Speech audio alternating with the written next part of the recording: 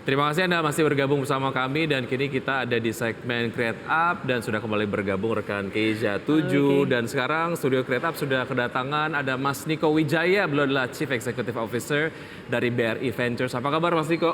Baik, thank you. Terima Sehat. kasih. Macet banget Jakarta. Terima kasih sudah hadir bersama kami di Create Up. Ini kalau ngomongin soal ekosistem perusahaan rintisan lah belakangan dan juga ekosistem visi lah ya. Belakangan gimana sih ngelihat tahun berjalan 2023, kemudian nanti kira-kira di sisa tahun 2023 itu trennya akan gimana Mas Niko? Kalau untuk Indonesia ya, Ya. kalau untuk global jelas kita lihat pendanaan terhadap startup itu turun 60% dunia. Kalau kita lihat lagi zoom in gitu ya kepada Asia atau ASEAN bahkan itu turunnya bahkan lebih dalam gitu, dibanding global trend. Tapi kalau kita lihat dari Indonesia sendiri jelas tentunya di Indonesia ini masih wait and see, tunggu dengan pemilu tahun depan juga ada Oke. hubungan dengan itu ternyata ya kan. Jadi kalau kita lihat tuh pendanaan dari asing ya, biasanya kan banyak sekali pendanaan itu merupakan sindikasi dari pendana lokal seperti kami atau global. Jadi kita masih menunggu juga bagaimana tanggapan dunia terhadap ekosistem Indonesia, apakah bisa bangkit lagi atau enggak gitu kan. Apalagi kita sudah ada 2 perusahaan rintisan yang sudah IPO. Dan itu tentunya akan dilihat juga untuk bagaimana performansi mereka di akhir tahun. Oke. Sementara ini di Indonesia sendiri banyak yang mungkin melihat perusahaan rintisan itu di sektor-sektor yang baru gitu ya. Mungkin Mas dan Mbak pernah dengar ada AI, terus udah gitu ada kemarin sempat Teknologi kripto lah. naik gitu kan ya kan. Dan sebelum kripto naik AI sebenarnya sudah ada juga gitu, tapi mungkin nggak pernah mendapat pick up dari pendana modal ventura gitu. Namun kita lihat sendiri ada beberapa yang mungkin condong kepada direct to consumer market seperti brand-brand lokal yang hari itu sempat melaju tinggi sekali ya di saat COVID gitu kan. Dan yang terakhir mungkin kita melihat adanya tren perkembangan dari sustainable impact startups, ESG startups kita bilang. betul. Nah ini yang mungkin juga mendapat dorongan dari pemerintah Indonesia maupun luar. Oke. Tapi kalau lihat dari trennya yang tadi global dan juga domestik, kemudian tantangannya sendiri seperti apa Mas Niko? Kita harus bisa melihat seperti ini. Ini kan ada koreksi ya. Ini yang paling penting adalah dari semua ini ada koreksi terhadap valuasi. Mungkin dari Indonesia sendiri yang kita harus perhatikan adalah bagaimana menanggapi koreksi tersebut. Jadi koreksi tersebut itu kan harus diimbangi dengan performance mereka, ya. Performance perusahaan rintisan yang selama ini mungkin kalau banyak didengar mengejar pertumbuhan daripada mengejar profitability. Ya. Ya. Nah, ketika koreksi global itu terjadi, diharapkan yang tadinya mungkin mengejar growth harus juga menunjukkan path to profit. Oke, jadi artinya visi sekarang tidak hanya kemudian melihat cash flow saja, tapi melihat kinerja terkait dengan profitabilitas sebagai satu hal yang diukur juga gitu, pertimbangan untuk apakah kemudian akan chip in lagi atau enggak gitu. Sekarang makin sulit semuanya ya. Oke. Jadi nggak- Indikatornya makin hintas indikatornya makin dinilai. makin Oke. tinggi gitu. Kalau kita lihat dulu kalau kita dulu banget gitu, ada yang namanya monthly active users lah dilihat, ada yang namanya mungkin GMV lah yang dilihat, ada yang mungkin revenue dilihat. Sekarang semuanya dilihat. Kan? Oke. Sekarang nggak hanya path to profit tapi juga ada cash flow. Kenapa ada cash flow? Karena cash flow itu mungkin menunjukkan kalau perusahaan rintisan ini akan bisa hidup mungkin 2-3 tahun ke depan dengan cash flow yang lebih sehat gitu kan. Dengan cash flow yang tidak sehat mungkin hanya mengejar profit, mungkin nggak akan survive the next coming years. Jadi seperti itu sih, jadi lebih sulit harusnya. Oke, Oke. ya beberapa waktu yang lalu kayaknya salah satu upaya untuk menaikkan valuasi dari perusahaan rintisan ya dilihat dari ekspansinya, aktif monthly user dan lain sebagainya gitu. Iya. Tapi sekarang ada satu penentu lagi gitu ya, faktor penentu. Ya, dan banyak nanti. Oke, Banyak banyak lagi. Oke. Speaking ngomongin soal indikator Ya. akhirnya kemudian lebih ketat. Tapi kalau to be specific sebetulnya potensial nggak sih perusahaan rintisan dalam negeri kita? Mas? Oh iya, jadi gini, 10 tahun terakhir itu menunjukkan kalau market kita siap. Gitu kan. Market kita siap untuk mengadopsi teknologi digital, mengadopsi layanan yang diberikan oleh banyak lah, mulai dari e-commerce, fintech dan yang sebagainya, demand itu ada gitu ya. Yang mungkin sekarang dipikirkan lagi adalah bagaimana ketika market itu ada, service-nya juga lebih siap dan dananya juga lebih siap. Gitu. Jadi untuk the next 10 tahun ke depan, gitu ya, itu sebenarnya sudah ada. Oke. Tinggal sekarang bagaimana disiplin kita gitu untuk mengerjakan 10 tahun ke depan. Oke. Apakah kita akan mengulangi lagi yang kemarin, di mana kita mengejar pertumbuhan saja, atau apakah kita mengejar tadi checklist tadi yang harus dipenuhi. Gitu. Oke. Dan 10 tahun terakhir menurut saya sangat baik sekali ya. Dunia juga melihat Indonesia. Gitu.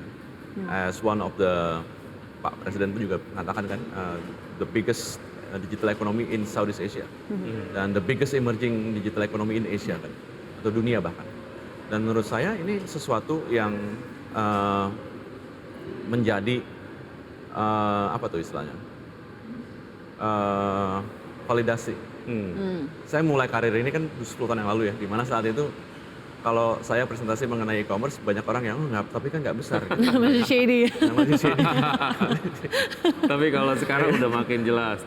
Bukan jelas lagi, ada gitu. Oke, dan ada. dan magnitude-nya besar, skalanya sangat besar gitu, dan nggak akan pernah pergi dari kita gitu. Jadi sama seperti Amerika Serikat mungkin hari itu. Oke. Awal tahun 2000 kan ya kan, setelah itu .com bust, bukan berarti service-nya hilang, bukan berarti industrinya nggak ada. Gitu. But it depends on how we take a look on the past 10 years, bagaimana kita bisa improve the next 10 years. Oke. Kalau dilihat beberapa sektor-sektor yang lalu lah, kemudian sempat difavoritkan lah oleh VC, kita juga banyak banget ngeliat artikel-artikel 5 sektor yang paling banyak mendapatkan pendanaan dari VC di Indonesia, di Asia Tenggara, dan di dunia gitu. Fintech sempat masuk, tapi kemudian di semester 1 ini kalau nggak salah, tadi saya sempat lihat datanya, pendanaan untuk sektor ini kemudian turun gitu. Tapi kalau ke depan, sektor mana yang nampaknya spesifik ya, ini yang kemudian akan potensial, dan sektor mana yang menurut VC kayaknya udah sunset nih gitu, nggak bakal chip in lagi ke situ? Oh, e-commerce pasti sunset. Okay. Pas bukan sunset, sorry. Yeah. Udah at the peak di mana nggak akan ada lagi the next e-commerce yang lebih besar daripada si A, si B, si C. Gitu. Okay. Jadi sudah ada critical mass yang dimiliki oleh unicorns, right?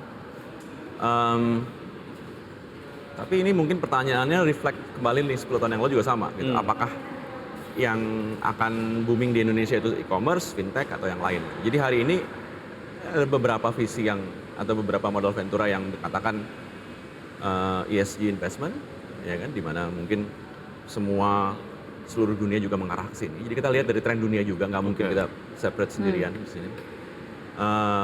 Kalau dari kami tentunya BRI Ventures dengan Sembrani kemarin, kita karena anak perusahaan bank mikro terbesar di dunia gitu, of course kita akan mendukung D2C, which is UMKM di sana. Di sana dalam the middle to low segments di mana UMKM ini going digital itu masih perlu digarap gitu ya. Ada juga visi yang bicara, kalau kita bicara Andreessen Horowitz kemarin sempat menggaungkan Web3 sektor. Kita masih wait and see, mungkin 4-4-nya, 3 atau 4 ini maju ke depan, 10 tahun ke depan, atau 2 dari 4, who knows. Tapi kita masih juga melihat momentum yang akan dibangun oleh global modal ventura. Baik, artinya ini secara potensi sektor-sektor yang tadi Anda sebutkan sangat potensial, tapi konteksnya Indonesia kita tunggu dulu ya, karena mungkin akan pemilu. Atau ada strategi yang kayaknya oleh BRI Ventures kayaknya sekarang aja deh chip-in-nya gitu. Enggak hanya pemilu lah gitu. Oke. Lebih banyak lagi. Pemilu koreksi tadi kan ada koreksi, ada mungkin ya harus ini kan pembuktian juga, bukan Indonesia saja tapi Asia Tenggara. Asia Tenggara juga ada beberapa perusahaan rintisan yang IPO kemarin yang masih menunggu juga recovering kan, dan hari ini sudah mulai recovering gitu terus terang. Karena Nasdaq sudah recover, jadi kita kan nggak lepas dari bagian itu semua. Tapi in the meantime ya nggak harus nunggu juga gitu.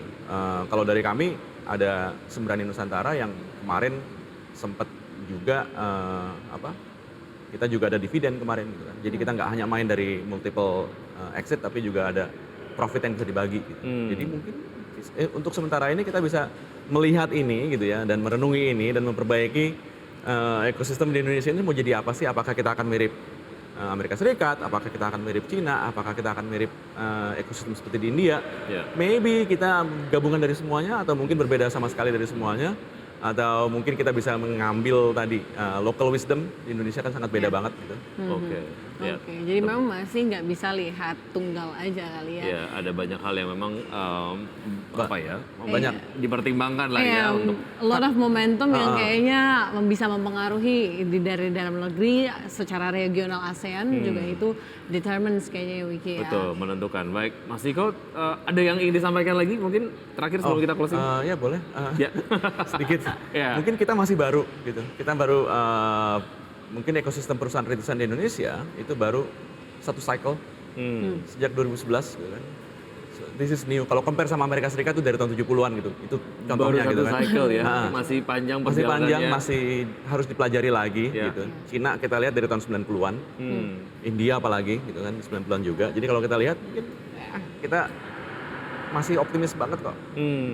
Masih sangat panjang perjalanannya. Oke, apalagi banyak sekali ide-ide dari perusahaan rintisan, apalagi yang sekarang juga mungkin lean ke tren global itu nampaknya mungkin menjadi satu sektor yang juga dinilai menarik oleh BRI Ventures ya. Dan kita muda. Oke, baik. Well, Punya sejauh ini juga perekonomian Indonesia juga masih optimis Kita juga muda, ya Wiki kita ya. muda. Oke. So it gives such encouragement. Betul, banyak sekali yang ingin kita perbincangkan, tapi waktunya sangat terbatas. Mas Iko, terima kasih sudah bergabung. Mungkin besok-besok Thank kita you. ngobrol lagi ya, Ya, Mas Iko siap. ya. Panjang lagi ya. Betul sekali. Dan bisa sudah 90 menit kami menemani Anda dalam Power Breakfast. Ya, semoga pembahasan ini dapat menjadi referensi dan sumber informasi untuk Anda. Tetap perbaharui informasi Anda hanya di IDX Channel, your trustworthy and comprehensive investment reference. Saya Kezia 7 dan Saya rekan Wiki saya. Adrian. See you See you in the morning.